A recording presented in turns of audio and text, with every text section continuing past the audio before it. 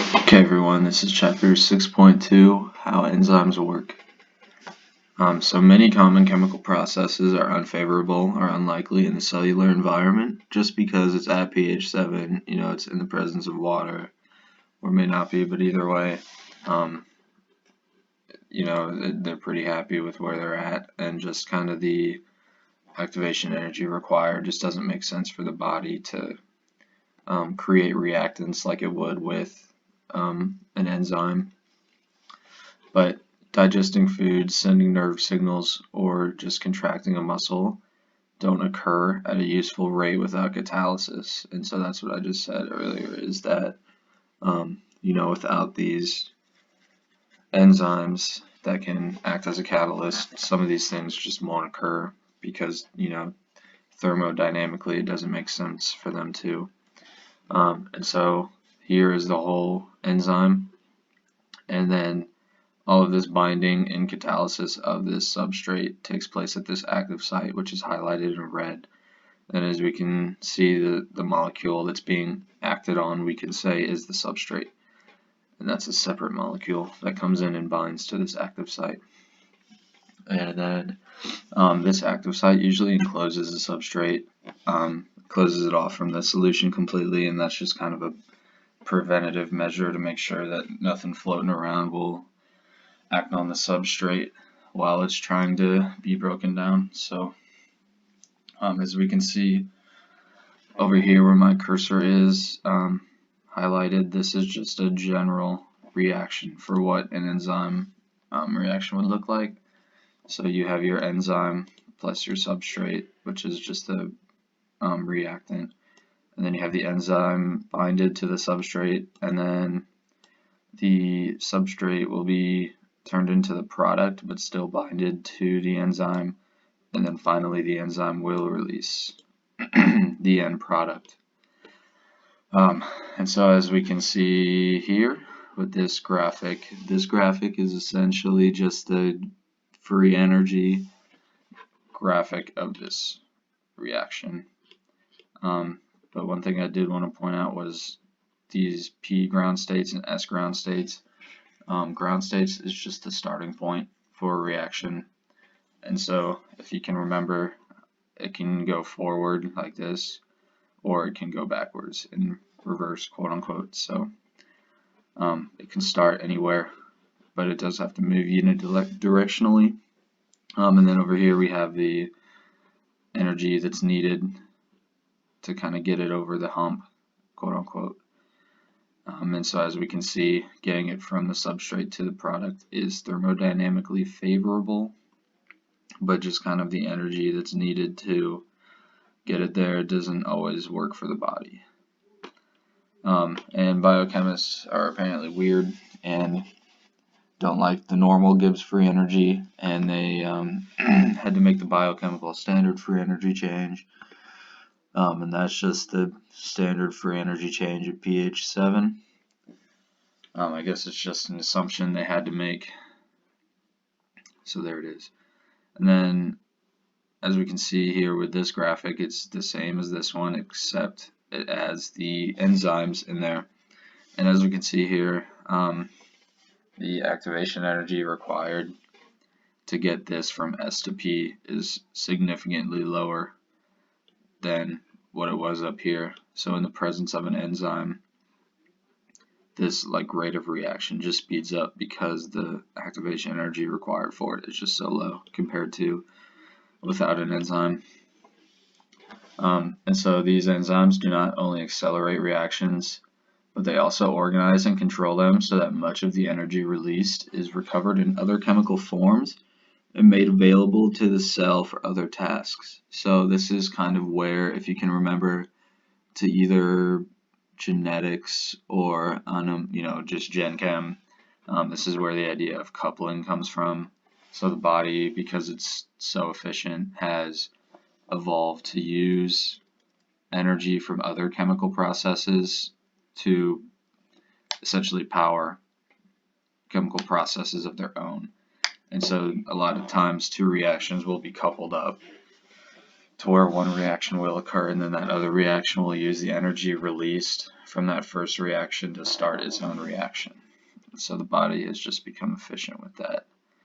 And so moving on, there may be multiple steps and multiple intermediates, which is just the middle product, essentially not the final product, but not the reactant now either. And so each one of these steps has an activation energy, and you just have to remember that the highest activation energy is going to be the rate limiting step with enzymes. And so this is kind of going back to Gen Chem, but thought I'd throw it in there as a good review. So the equilibrium constant over here, or just is products over reactants, and that's just determining the equilibrium constant. But then we can kind of take it a step further if you want. And then this is just, your standard Gibbs free energy. And then we have, so then we can actually use kind of this rate equation. And this is just velocity and then the rate constant. And then we have just the concentration of the substrate. So this is a new equation. I really don't understand it either. Hopefully you understood it a little better in the book. If not, I do plan on kind of clearing it up in class tomorrow, so do not worry. And so what we have, kind of moving on to like binding of enzymes. So the enzyme substrate interaction is just like the binding energy, and that's the energy that's derived from it. And so as we can see, the binding energy is a major source of free energy used by enzymes to lower the activation energies of reactions. And so these are kind of like two pillars kind of what binding is for enzymes. So much of the catalytic power of enzymes is ultimately derived from the free energy released in forming many weak bonds and interactions between an enzyme and its substrate. This binding energy contributes to specificity as well as catalysis. And this is just kind of saying that the energy released from, the substrate binding with the enzyme kind of leads to its specificity, so it kind of knows which enzyme to bind to, and then vice versa. Obviously, the inanimate, so it's just kind of the energy and spontaneity of the reactions that determine specificity. And then weak interactions are optimized in the reaction transition state. Enzyme active sites are complementary not to the substrates per se, but to the transition states through which substrates pass as they are converted to products during an enzymatic reaction. And I'll kind of explain this one a little more because there's going to be some pictures coming up, but that's just saying there can also be enzymes for specific like intermediates if the body is thinks that the intermediates aren't important enough to break down some more, which they usually are. Otherwise, why would you have them? And so here we kind of have how the structure of an enzyme and the active site also can determine specificity. So it's just kind of like the piece of a puzzle that fits in right there. So this is like physical shape as well. Could also influence substrate specificity. So here are these pictures that I was talking about earlier. This is just kind of the general process of an enzyme, how it takes a substrate, turns it into a transition state, and then makes the products, and then releases the products. And then that's the free energy curve for it. So this, or actually this was no enzyme, sorry. And then with an enzyme, as we can see, it binds there. And all of these like magnets, quote unquote, are just, the interaction between the enzyme and the substrate. And then it does get the few products like we see here. And then, as you can see, it just drops the activation energy that's needed to get to that step. Then also another kind of thing that was described earlier was enzymes specific to transition states. So as we can see, this is the original substrate. It won't bind to this specific enzyme, whereas the intermediate, which is the bent stick, quote unquote, will. And so that will break down this bent stick into the products. The same here, it just kind of takes a few extra steps between B and C, whereas A probably won't happen in the first place. And then B and C will, just kind of depends on what binds where. And so, as I said earlier, the binding energy that provides the energy for catalysis also gives an enzyme its specificity, or just the ability to discriminate between a substrate and a competing molecule.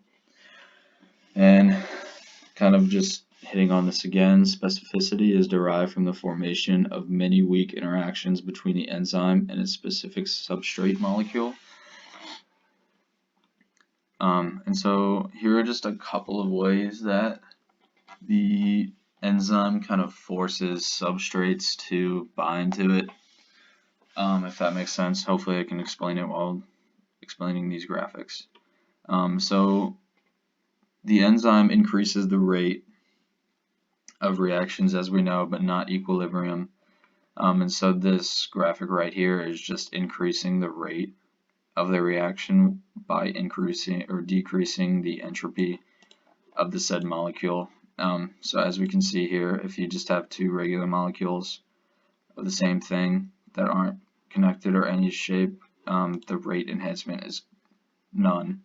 But if they combine to form this kind of structure, then it is increased, by a rate of, or to the power of 5. And then if it kind of connects to itself again, it would increase the rate by a power of 3 from that. So this graphic is just showing that, sometimes molecules may combine with one another in order to bind to the substrate in the first place and significantly increase the rate at which the reaction goes through. And this is all done by entropy reduction, because obviously the entropy is going down as you go from A to C. And then we have the general acid-base catalysis. And so all this is some intermediates, especially if you're doing like proton transfers and stuff, a lot of charged molecules will go back to their reactants if you don't kind of step in, quote unquote, and help the intermediates along, to where instead of breaking down to form the reactants again, they actually break down to form the products that you want. And so this is just kind of a weird way that the body has evolved as well. So as we can see with this little graphic here, without catalysis, the unstable or just charged intermediate breaks down rapidly to form the reactants again. But when proton transfer to or from H2O is faster than the rate of breakdown of intermediates, the presence of other proton donors or acceptors does not increase the rate of reaction. And then when proton transfer to or from H2O is slower than the rate of breakdown of intermediates, only a fraction of the intermediates formed or stabilized. The presence of alternative proton donors or acceptors increase the rate of reaction. And so as we can see here, they just kind of put in some proton donors or acceptors in order to, and I would pause and just try to understand this. I'll zoom out a little bit so you can see the whole thing. But basically what I got from this is the body, what happens is it just keeps a lot of proton donors or acceptors around these types of enzyme reactions, because it knows that as soon as an intermediate is formed, it's going to start breaking down if it doesn't have these proton acceptors and donors. So it keeps them close by to make sure that instead of breaking down back to the reactants, which is what we don't want, we want it to break down to the products down here. These proton donors and acceptors are ready, so as soon as that intermediate is formed, it either accepts or takes a proton, and then it'll break down into the products that you want.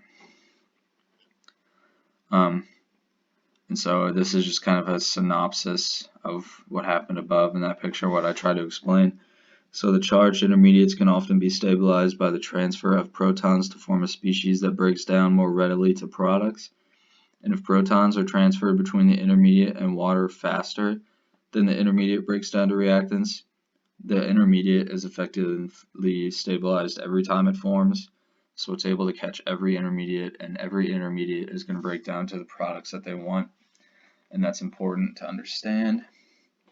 And then the catalysis of the type that only uses H plus, or just water, just ions present in water, is referred to as specific acid-base catalysis. And then everything else that doesn't use water is general acid-base catalysis. Just because in some spots of the body this reaction may not be able to happen in the presence of water, so it has to be able to use both specific acid-base catalysis or general acid-base catalysis. And for general acid-base catalysis, it may be water, or it may be like a weak acid or base.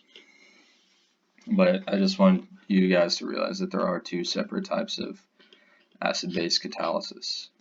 Specific is the one in water, and then general is usually not in water.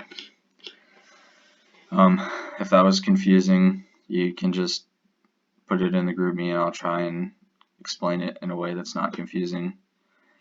And then the general acid-base catalysis becomes crucial in the active site of an enzyme where water may not be available as a proton donor or acceptor. So several amino acid chains can and do take on the role of proton donors and acceptors. So that is like the acid-base catalysis, which is the main way like that we know of, I guess, or like that I understand probably most readily, just because that's kind of what we did in Gen Chem and even organic chemistry. So now we move on to covalent catalysis. Covalent catalysis is like typically what we think of with enzymes, where they just form covalent bonds with one another, and that determines the activation energy and everything like that for the product to be made. And then metal catalysis just uses obviously like metals, and a third of enzymes use it. And so metal catalysis is just a metal binds to the enzyme and changes its oxidation or reduction and so on and so forth, kind of like what happens with hemoglobin. And so kind of the last summary of everything is enzymes can use one of these, or they could use all of them. It just kind of depends where it's at in the body and what's going on that enzyme. So just make sure that you understand, any of these could happen, all of them could happen, or just one of them could happen, but enzymes are kind of tricky things, and this was just kind of a general how they work. As you're watching this video, if anything popped up, feel free to put something in the group me and I can try to explain it a little better, or maybe someone else can try to explain the way they thought of it, and I will see you guys tomorrow. Thank you.